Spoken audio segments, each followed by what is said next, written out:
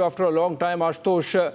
But if you look at the statements coming in over the last 24 hours, it seems the opposition is going to follow the copybook of the last Lok Sabha in terms of not letting the House be in order. Every issue of concern for the first session of the new Lok Sabha, opposition is already making an issue of it and presenting a counter position which can lead to confrontation on the floor. Good afternoon. You are blaming opposition unnecessarily because in his post-poll speeches, Narendra Modi has already made it clear to the opposition parties that he may have been humbled at the hustings, but it has not made him humbler. The Parliamentary Affairs Minister is supposed to take everyone along to ensure the smooth functioning of the two houses. But the current minister, Rijiju, is best known for his confrontations with the judiciary in one of his earlier avatars as the law minister. He has already abused Congress over the pro-tem Speaker Rao, and of course this does not portend well for the coming session. Mr. Modi and his team will have, they have had a free run for a decade, and adjusting to the new reality where Modi and BJP have been neutered and no longer enjoy the brute majority is going to be a painful experience for them. Narendra Modi has to learn that Parliament is a place for parlays. His bulldozer style of politics where the opposition did not matter. I mean, you remember in the 17th Lok Sabha, there was a time there when more than 140 odd MPs from Lok Sabha and Rajya Sabha were suspended, where the laws weren't sent to the, or rather the bills weren't sent to the committees before they became law. Laws were just made by BJP, not much discussion on them. There could not be the fine-tuning that those laws needed. So just saying that opposition is creating this atmosphere of confrontation is being unfair, because in democracy, the government has a role to play also, and that is to understand that opposition also represents the will of the people. You have to listen to them.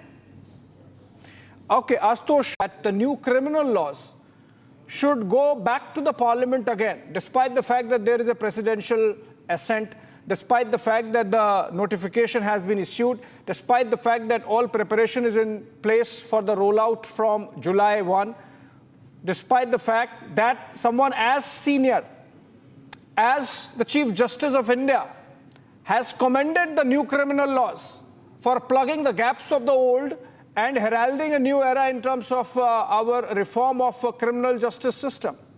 Despite that, if this is the position that the opposition is taking, Ashutosh Mishra, it's clear that opposing for the sake of opposition is what seems to be the guiding philosophy of the Congress party. I beg to disagree, and I think even Mamata Banerjee has demanded this review of criminal laws. So if at the first instance their view was not taken into consideration, and the government I mean, there are amendments to laws. It's not that it would be happening for the first time.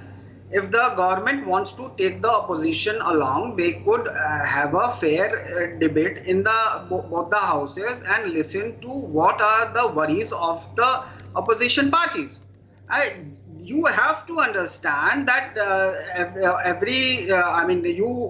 government accepts the nice things that the judiciary says about it, but the moment judiciary says something against it, I mean, you are right now quoting the CJI, but the same court, when it shut down the electoral bonds, what did the Prime Minister Narendra Modi say at that time? His comment was a snide comment that if Krishna got a gift, then that would also have been taken in the wrong way.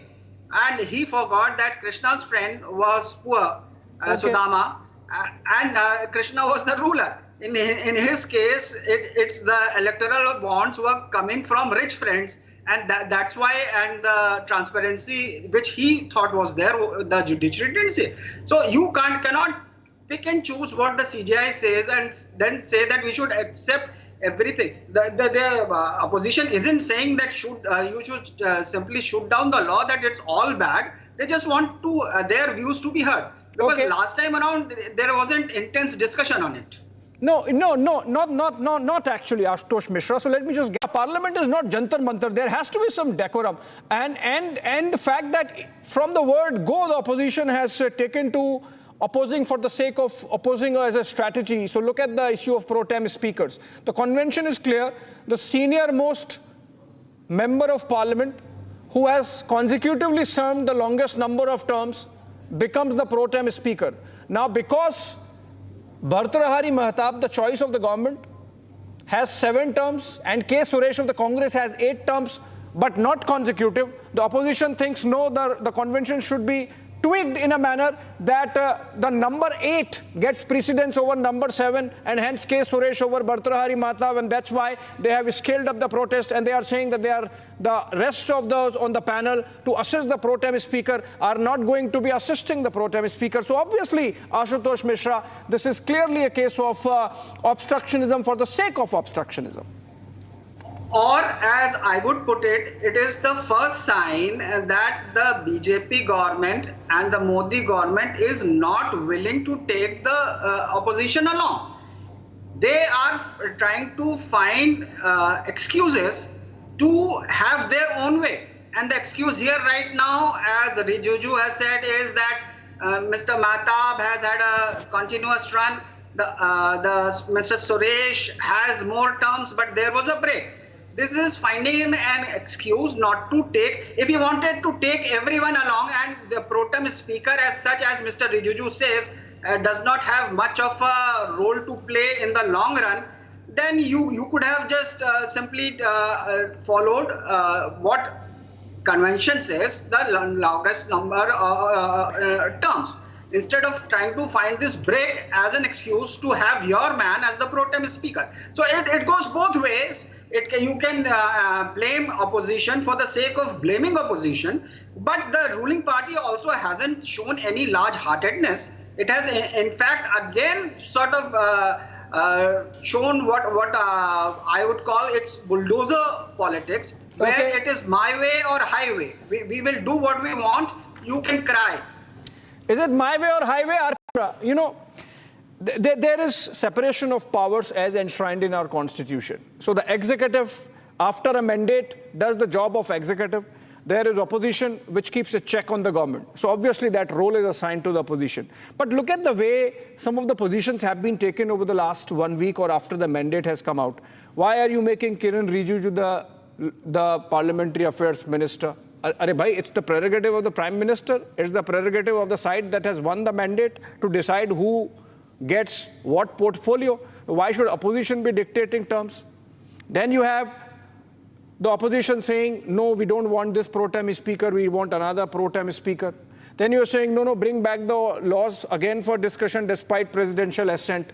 So is it sort of some misreading of the mandate that's happening? For God's sake, the mandate is clear. NDA has won and the UPA has to sit in the opposition. How can you get into the domain of the executive, which role gets assigned to the winning side? So the mandate is very clear, and the mandate is against Narendra Modi. He has got 240 seats. And the two people who are supporting him, if the mandate is against Narendra Modi, is it for Rahul Gandhi? Ashutosh Mishra? Abusing them. Now it is for the BJP and Narendra Modi to learn from the mandate that people have given. They have shown that you cannot. No, you did not answer me. You did not answer me. You are saying the mandate is against Narendra Modi. Is it, if it is against Narendra Modi, is it for Rahul Gandhi? Is that for me? Yes, Ashutosh Mishra. You said the mandate is against Narendra Modi. If it is for against Narendra Modi, is it for Rahul Gandhi? So I will tell you, I will remind you of, there is a very famous speech going around of Pramod Mahajan, where he gave the example when BJP was the single largest party but still in opposition. So they haven't voted for BJP, it's clear as crystal, especially in UP and Maharashtra. So let's not get into this that, again Modi has got his third term. No, he hasn't got a third term. People are unhappy with the way he has run the government so far. And that's what. So it comes to that. Okay. So then it comes to that. Ashutosh Mishra, essentially what you're saying is that whatever number of seats have gone down for the BJP, that gives opposition the license to behave in the manner or whichever manner they want to, irrespective of convention, irrespective of parliamentary etiquette. Opposition, it's just playing its role. It's just now that the Modi government is realizing that they have to find excuses of how not to take opposition along. They've been doing it for last 10 years, and that's what we are going to see now also. And as usual, they will always try to take all the credit for everything and try to blame the opposition. I mean, if you just see the NEET scam that has happened. Initially, Dharmendra Pradhan said, oh, there was no paper leak. Then there is paper leak, and that is in Bihar, where there's double engine ki sarkar. Oh no, then it's Tejaswi Yadav's people who are involved. Now yesterday they said that NEET exam will not be cancelled because there is a local thing. Now today there is news that there has been leakage in Maharashtra also.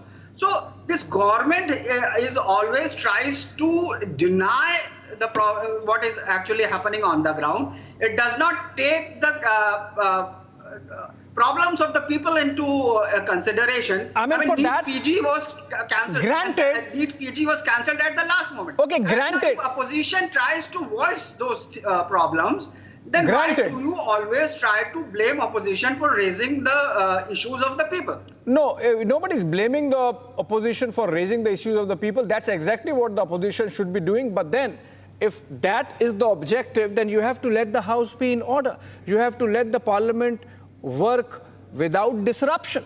And then only you can raise those issues, because unless the house is in order, you know, Ashutosh Mishra, that the transaction of business does not take place. No, RP Singh. Conducting the house in a peaceful manner is also the duty of the ruling party and the people running those houses. In the last Lok Sabha, we have seen how they have been partisan, how the opposition people are even denied their basic rights to protest, how every excuse is found.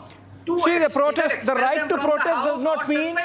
Right to protest does not mean that the protest has to happen in the well of the house. The right to protest does not mean that you obstruct or create pandemonium in a manner that...